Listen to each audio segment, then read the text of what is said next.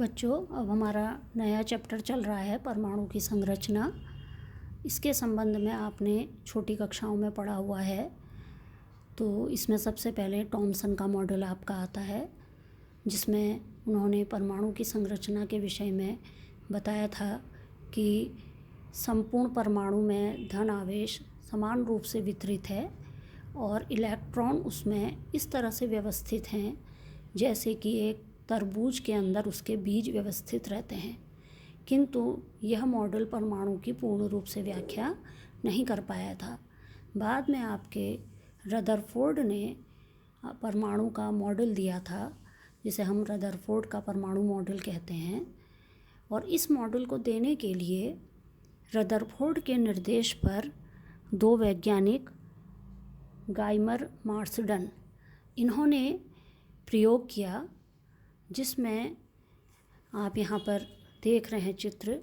यहाँ पर आपका एक सोर्स है, सोर्स मतलब स्रोत, जो अल्फा कण उत्पन्न करता है। यह एक रेडियो एक्टिव स्रोत है, जैसे यहाँ पर बिस्मिथ लिया गया है, और यह रेडियो एक्टिव स्रोत अल्फा कणों को उत्पन्न करता है। इस स्रोत से अल्फा कण आगे को जा रहे हैं।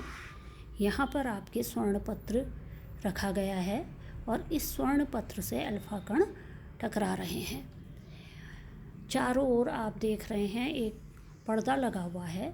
इस पर्दे पर आपके स्वर्ण पत्र टकरा रहे हैं।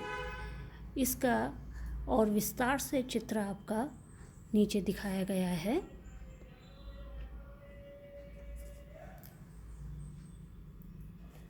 इस चित्र में आप देखिए, यहाँ पर ये अल्फा कण स्रोत हैं। यहाँ पर लेड की ईंट लगी हुई हैं। ये लेड की ईंट की सहायता से आपका एक बहुत छोटा सा रास्ता इसके लिए बना दिया गया है, जिससे कि किरण के रूप में अल्फा कण किरण पुंज के रूप में आगे को बढ़ते हैं। यहाँ पर यह स्वर्ण पत्र है, पतली स्वर्ण पत्ती। और स्वर्ण पत्ती हम क्यों लेते हैं? क्योंकि स्वर्ण जो है आपका, सोने के जो परमाणु हैं, इनका परमाणु भार बहुत अधिक होता है। ये बहुत भारी कण होते हैं और भारी कण जो है उसके द्वारा अल्फा कणों का जो विक्षेप होता है, प्रकीर्णन होता है, वह भी आसानी से और अधिक होता है। इसीलिए यहाँ पर भारी कणों का यूज किया जाता है। इसीलिए हम यहाँ पर स्वर्ण पत्ती यूज कर रहे हैं। ये प्रश्न पूछ भी लिया जाता है आपसे। तो स्वर्ण पत्ती का यूज इसीलिए किया जा रहा है कि स्वर्ण के जो परमाणु हैं वो भारी परमाणु हैं और इनके द्वारा अल्फा कणों का प्रकीर्णन या विक्षेप अच्छी तरह से होता है, जिसे कि हम आसानी से प्रयोग द्वारा देख सकते हैं। इसके पश्चात आप देख रहे हैं कि यहाँ पर आगे जाके ये एक पर्दा लगा हुआ है, जो ऊपर भी आपको मैंने बताया। ये पर्दा जिंक सल्फाइड ZnS का बना हुआ है। और यहाँ पर से जब आपके अल्फा किरण पुंज आके स्वर्ण पत्र से टकरा रहा है, तो ये यहाँ से विक्षेपित हो रहे हैं और अलग अलग कोणों में विक्षेपित हो रहे हैं। यहाँ पर एक आपका संसूचक और सूक्ष्मदर्शी रखा हुआ है। संसूचक सूक्ष्मदर्शी है कि जितने अल्फा कण यहाँ पर से विक्षेपित होते हैं, ये पर्दे पे टकराते हैं। और जिंक सल्फाइड के पर्दे से जब ये टकराते हैं तो यहाँ पर एक चमक उत्पन्न करते हैं। और जब चमक उत्पन्न होती है तो उसे ये सूक्ष्मदर्शी जो है अपने अंदर ले लेता है। तो इससे जो है यहाँ पर हमें विक्षेपित अल्फा कणों की संख्या प्राप्त हो जाती है। तो ये अल्फा कणों की जो संख्या है ये कोण पर निर्भर कर रही है। तो इसको अलग अलग कोण पर विक्षेप लेके थीटा का मान बदलते जाते हैं और थीटा का मान बदलने पर यहाँ पर पहुँचने वाले कुल अल्फा कणों की संख्या हम काउंट करते हैं इस संसूचक सूक्ष्मदर्शी से। तो अभी इसके द्वारा क्या क्या निष्कर्ष निकले ये आप रदरफोर्ड के मॉडल में देखोगे। ये आपको मैं केवल प्रयोग बता रही हूँ, जो कि आपके किसने किया है प्रयोग, आपके गाइगर मार्सडन ने रदरफोर्ड के संग मिलकर रदरफोर्ड के निर्देश में ये प्रयोग किया था। तो यहाँ पर से उन्होंने जब देखा प्रयोग करके, तो ये देखा कि अधिकांश जो अल्फा कण हैं वो आपके सीधे निकल जा रहे हैं। पहली चीज़ ये देखी इन्होंने। फिर इन्होंने देखा कि कुछ अल्फा कोण जो हैं ये थोड़े से कम कोण में विक्षेपित हो रहे हैं। इसे आप अगले चित्र में देख सकते हैं।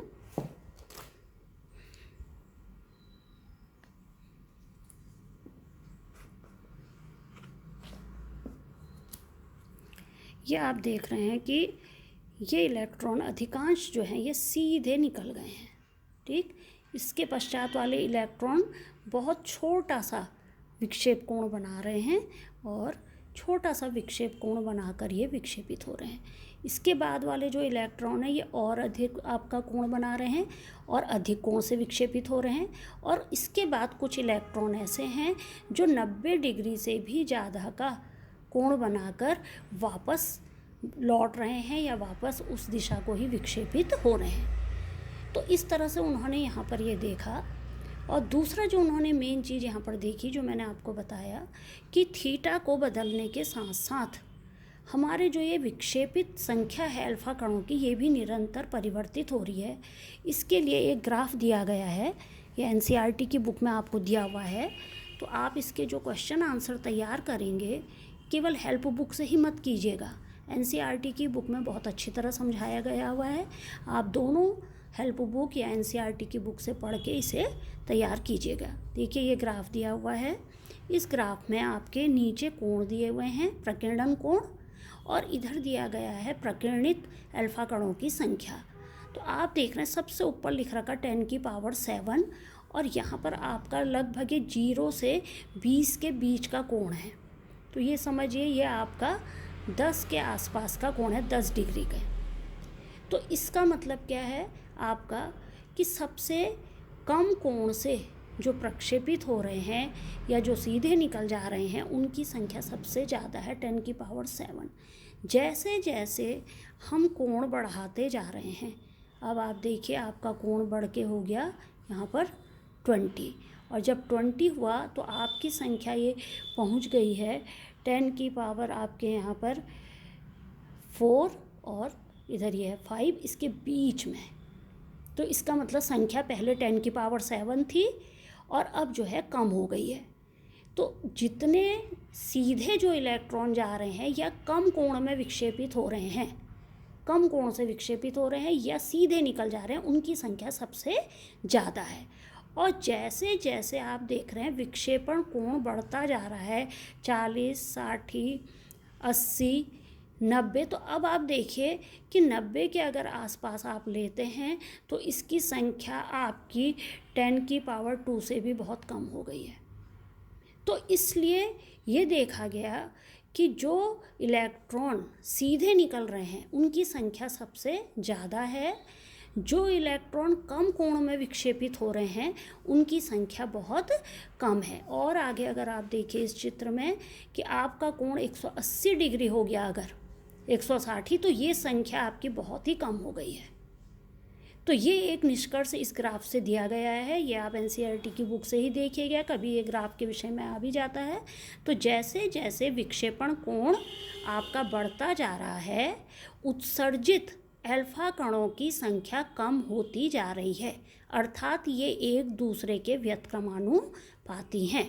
सीधे निकलने वाले अल्फा कणों की संख्या सबसे ज़्यादा है और 90 से कम कोण में जब विक्षेपित हो रहे हैं तो उनकी संख्या थोड़ी कम है। फिर 90 में विक्षेपित होने पे कम है, 100, 120, 140, 160, 180 जो है सीधे जो टकरा रहे हैं उनकी संख्या और भी कम है। मतलब 180 का मतलब क्या हुआ कि जो अल्फा कण आए, स्वर्ण पत्र से टकराए और वापस उसी दिशा में लौट गए। तो 180 डिग्री में जो टकरा रहे हैं उनकी संख्या सबसे क्या है, कम है। तो एक तो इस ग्राफ के द्वारा हमने ये निष्कर्ष निकाला।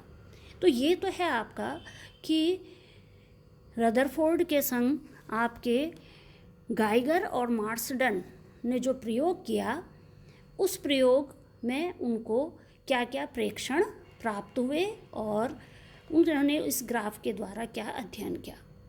दूसरा क्वेश्चन अब बनता है कि इसके आधार पर रदरफोर्ड ने अपना परमाणु मॉडल क्या दिया और क्या क्या इस परमाणु मॉडल की मुख्य बातें हैं, ये अब अगले वीडियो में अभी आपको मैं समझाऊंगी।